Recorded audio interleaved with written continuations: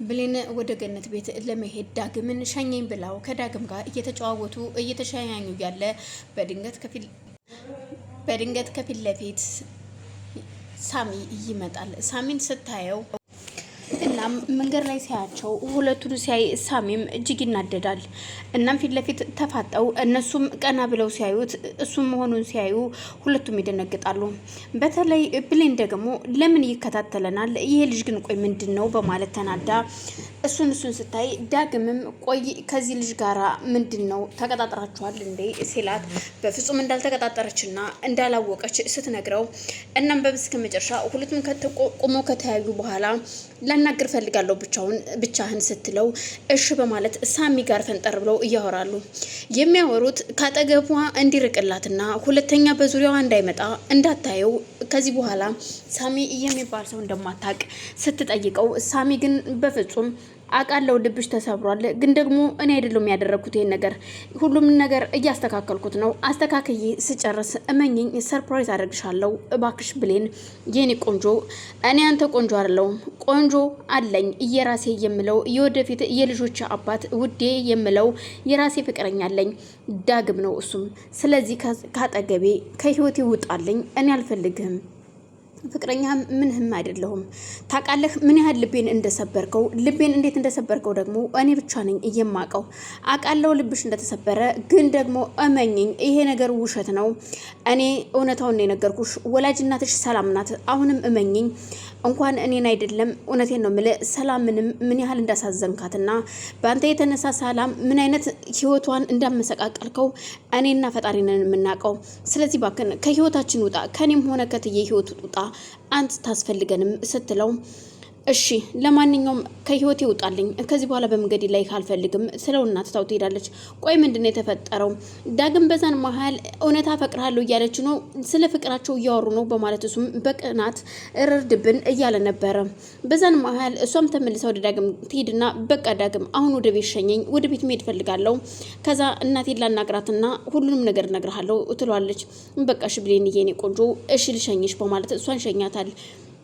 የሰላም በር በድንገት ሲንኳኳ ሰላም በሩን ማን ነው እንደዚህ የሚያንኳኳው በማለት ወደ በሩ ትሄዳለች። ወደ በሩ ስትሄድ ያልጠበቀቻት ሴት ናት የመጣችው። እቺ ሴትዮ ማን ናት? አቤት ሰላም ማለት አንቺ ነሽ ወይ ስትላት የቃል ወላጅ እናት ነበረችና አወነኝ። አንቺ ምን አይነት ደፋርና ባለጌ ነሽ? ልጄ ነሽ ብለሽ እያሻት ምንድነሽ? ቃልን ጥሪልኝ፣ አሁን ቃል ፈልጋለሁ። ቃልን የኔ ልጅ ናት፣ 9 ወር በሆዴ አርግዤ አምጬ ወለድኳት ልጄ ናት ስትላት ምንድነው የምትይኝ ሴትዮ? ያምሻል? ጤነኛ ነሽ? ቃል እኮ ማለት የኔ ልጅ ናት በማለት ሰላምም ትከራከር ጀመር። ቃል በድንገት የሳሎኑን በር ከፍታ ስትወጣ ያየችው ማመን ያቅታታል። ሁለቱም እናት የተባሉ ሰዎች ተፋጧል በር ላይ።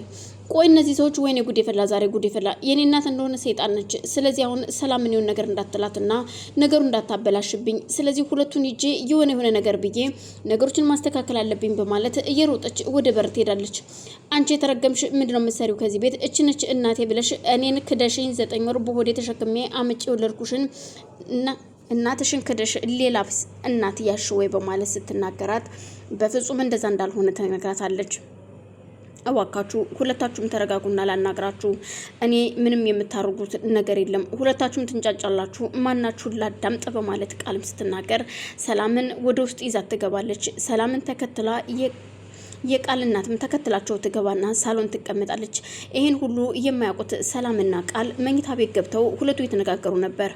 እናም ቃልም ሰላምን ታሳምናትና ሰላም አዎ እናቴ ወላጅ እናቴ ባትሆንም ግን በልጅነቴ ያሳደገችኝ ልጄ እናቴ ተባብለን ነው ያደግነው፣ አሳድጋኛለች። ይሄንን ደግሞ አልክድም።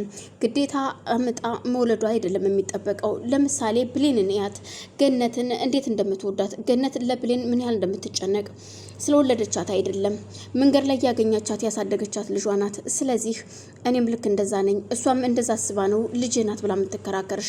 እናም ደግሞ ያው የደም ብዛትም ግፊትም ሁሉ ነገሩም ስኳርም ስላለባት ትንሽ አይምሮዋንም ስለሚነካት ብትናገርሽም ምንም እንዳትናገሪያት እባክሽን በማለት ሰላምን ለማሳመን ትሞክራለች።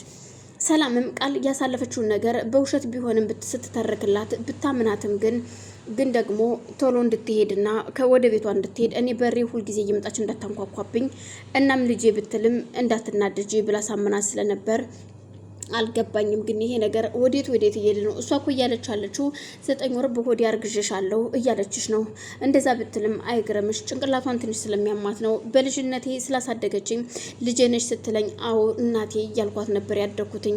ስለዚህ ሴትዮዋ ደግሞ ትንሽ ሱስ ቢጤም አለባት፣ ለዛም ጭምር ነው። እናም ተረጃት በማለት ሰላም እንድትረዳት ታደርጋለች።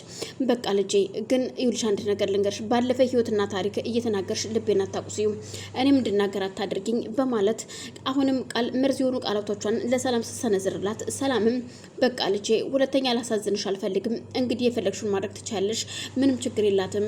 አሁን ነይ ልጅና ከበር ላይ አትቆምች፣ ሴትዮ ወደምትሄድበት ሸኛት በማለት ይዛ ትወጣለች።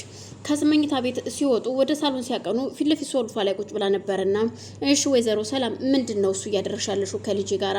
ወይዘሮ ቃል በቶሎ በይ ልብስሽን ያዥና ውጭ ከዚህ ኮተትሽን በማለት ስትላት፣ አንቺ እያልወለድሻትን ልጄ ብለሽ የያሽ ጎበዝ ጀግና ነሽ ወይዘሮ ሰላም፣ አንቺ እየተረገምሽ በማለት ሰላምን ክፉና ደግ ስትናገራት፣ ሰላምም እንዳትናገራት ብላ ቃል ያስገባቻት ቃልም ሰላም ቃሏን ታፈርስና ለመናገር ትጀምራለች። እናም እንደውም ከዚህ ሴትዮ ጋራ ክፉና ደግ ከመነጋገር ከዚህ ቤት ወጥቼ ብሄድ ይሻለኛል በማለት ሰላም ከቤት ትወጣለች። አዎ ይሻልሻል ከቤት ብትወጪ ትላታለች። እዚህ ጋር ገነት ልጄ ካልመጣ እንኳን ቡና አይደለም ውሃ አልጠጣም ብላታለች። ጎረቤቷ ቡና ፍልታ እንጠጣ ብትላት፣ እኔም እንኳን እኮ ቡና አልጠጣሁም በሽታ ሞትኩኝ፣ እንግዲህ አንቺ ጠጭ እንጂ እኔ እንደሆነ ልጄ ሳይመጣ ውሃም ሆነ ቡና ስለማልጠጣ መጠጣት ትችያለሽ፣ እባክሽ አትጨቅጭቀኝ፣ እኔ ልጄ ነገር ውስጤን ሰላም ነስቶኛል ስትላት፣ ድንገት ብሌን ትመጣለች። ብሌን ስትመጣ ልጄስ ብሌን ብላ ስትጠይቃት፣ ብሌንም እዩልሽ እናቴ ቁጭ በይና ሁላ አስረዳሽ፣ ልጅሽ አልመጣም፣ ግን ደግሞ እዩልሽ የኔና የሱን የፍቅር ግንኙነት ካልፈቀድሽ በፍጹም ወደዚህ ቤት እንደማይመጣ ነግሮኛል። ግን ደግሞ ይህንን እሺ ብለሽ ፍቃደኛ ከሆንሽ ዳግም ተመልሶ ወደ አንቺ ቤት ይመጣል። እናም ይህን በእኔና በሱ መሀል ያለውን ፍቅር ለመለያየት እንዳትሞክሪ፣ እናም እባክሽን ይህንን ነው ያለኝ። ይህንን ካደረግሽና ካስተካከልሽ እንደሚመጣ ቃል ገብቶልኛል። እናም ይህንን እንድነግርሽ ነው እየመጣሁትኝ እኔ ስትላት፣ ብሌን ገነትም እኔ ልጄ ምንም ችግር የለብኝም፣ ልጄ ወደ ቤት ይመለስ እንጂ ከዚህ በኋላ በእናንተ መሀል እንደማልገባ ቃል እገባልሻለሁ በማለት ለብሌን ቃል ትገባላታለች። እንግዳውስ በጣም ጥሩ እሺ በማለት ሁለቱም ደስ ብሏቸው፣ ቆይ እናንተ በማለት አሁን ደግሞ ነገሮችን ልትቆሰቁስ የነበረችዋ ጎረቤት፣ አይ አንቺን አይመለከትሽም፣ እኔና እናቴ ካወራን ይበቃናል በማለት ትቅነቅፋት ጀመር። ብሌንም ሳሚ በድንገት ወደ መንገድ ሲሄድ በቅርብ ሩቀት ዳግምን ያገኘዋል። ዳግም ሲተያዩ ሁለቱም አንድ መንገድ አቅጣጫ ስለነበር መንገድ ላይ ሲገናኙ ሁለቱም ይፋጠጣሉ። ሲፋጠጡ አንተ ቆይ ብሌንን ልትወስዳት ፈልገህ ከሆነ ሲያምርህ ይቀራል እንጂ ብሌን የኔና የኔ ናት ይለዋል። ሳሚም እንደዚሁ ብሌን የኔ ናት አንተ